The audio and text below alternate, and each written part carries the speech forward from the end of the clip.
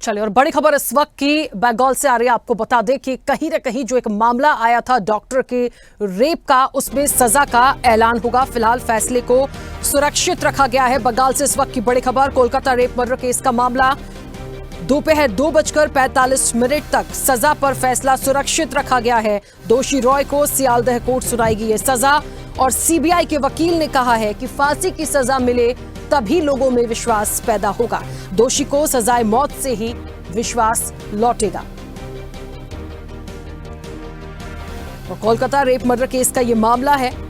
दोपहर 2:45 तक सजा पर फैसला सुरक्षित रखा गया है। सीबीआई वकील का मानना है कि दोषी को फांसी की सजा मिले और दोषी को सजाए मौत से ही विश्वास लौटेगा। चलिए, तो बंगाल में आपको बता दें, जिस तरीके से कोलकाता रेप मर्डर केस पूरे देश में इसको लेकर आवाज उठाई गई थी और दोषी को सजा की अब बारी है। 2:45 तक सजा पर फैसला सुरक्षित रखा गया है। और आपको बता दें कि जो वकील हैं, सीबीआई के वकील, उनका मानना है कि फांसी से कम सजा नहीं होनी चाहिए। चलिए, और इस वक्त आपको बता दें कि सुप्रीम कोर्ट के अधिवक्ता तनुज दीक्षित हमारे साथ जुड़ गए हैं। तनुज जी, बड़ा महत्वपूर्ण आज का दिन होगा, और इसलिए क्योंकि जिस तरीके से बंगाल से जब ये खबर आई थी और एक डॉक्टर के साथ रेप और मर्डर हुआ था, उसके बाद कई दिनों तक ये पूरा मामला चला, जांच थी, तफ्तीश की जा रही थी। लेकिन आज का दिन इसलिए ऐतिहासिक और महत्वपूर्ण है क्योंकि आज सजा का ऐलान होना है। 2:45 का वो समय, जिस समय तक के लिए इसको रोका गया है। लेकिन जो वकीलों का मानना है, जो सीनियर वकील है सीबीआई के, उनको भी ये लगता है कि सजाए मौत ही होगी तभी लोगों में विश्वास आएगा। किस तरीके से उस पूरे घटनाक्रम को देखते हैं?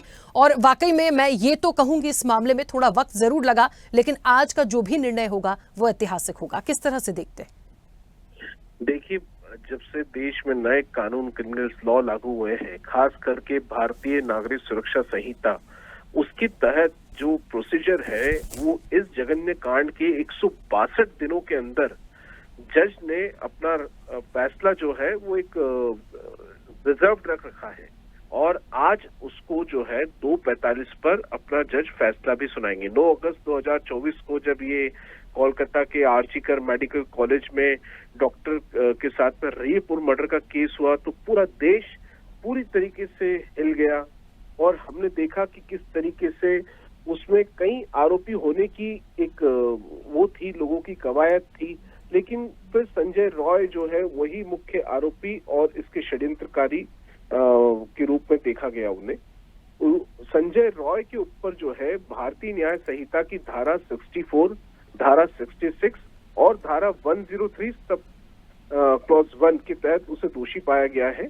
इन धाराओं में वैसे अधिकतम सजाएं जो है वो सजाए मौत या आजीवन कारावास दोनों हो सकती है, लेकिन क्योंकि ये बहुत ही जघन्य मामला था, संवेदनशील मामला था, ऐसे में निश्चित रूप से उसे फांसी की सजा ही सभी एक्सपेक्ट कर रहे हैं। अगर हम बात करें राखी जी, तो धारा 64 के तहत महिला के साथ बलात्कार करने वाले अपराधी को कम से कम 10 साल का कठोर कारावास की सजा दी जा सकती है और इसे आजीवन कारावास तक भी बढ़ाया जा सकता है।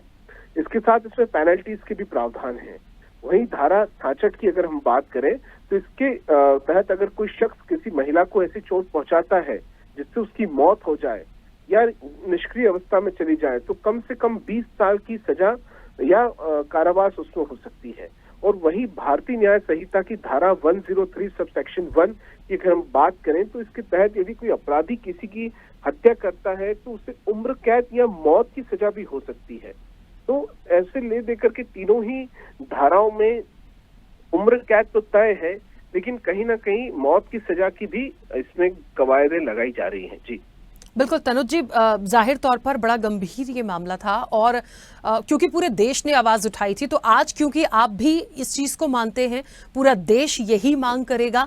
और सीबीआई के जो वकील हैं, यदि वो भी कह रहे हैं कि कम से कम सजाए मौत होगी तभी लोग, इन सब चीजों पर कहते हैं ना कि लोगों का विश्वास और न्याय की तरफ भी बढ़ेगा। ये फैसला बहुत जल्दी आया है, मुझे लगता है थोड़ी देर की बात और है, सब कुछ सामने आएगा। लेकिन वाकई में यदि सजाए मौत होती है तो शायद इस तरह के जो घटनाक्रम है या इस तरह की जो चीजें हैं, क्योंकि एक डॉक्टर के साथ वाकई में जो कुछ भी हुआ, दुष्कर्म तो देखिए एक अपने आप में मानसिक रूप से तोड़ता ही है, लेकिन उसकी हत्या भी कर देना और जिस तरीके से किया गया था वो वाकई मुझे नहीं लगता कि उसमें कहीं भी इफ एंड बट की जरूरत है। तो मुझे लगता है एक बड़ा फैसला कहीं ना कहीं जजेस की तरफ से आएगा। वो 2:45 का जो समय है बहुत महत्वपूर्ण होगा, देश के लिए ऐतिहासिक होगा। बहुत शुक्रिया हमारे साथ जुड़ने के लिए। तो कहीं ना कहीं देखिए एक बात तो महत्वपूर्ण है, जिस तरीके से ये पूरा मामला और ये पूरा घटना पूरी सामने आई थी, पूरे देश ने आवाज उठाई थी और आज का दिन बहुत महत्वपूर्ण है। अब से कुछ देर में कह लीजिए 2:45 इस फैसले को सुरक्षित रखा गया है। और जिस तरीके से तनुज जी ने भी बताया,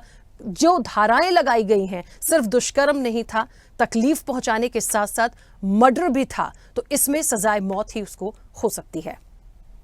लेटेस्ट खबरों के लिए लाइक, फॉलो और YouTube पर सब्सक्राइब करें, बेल आइकन दबाएं, साथ ही विजिट करें swedishlive.com पर।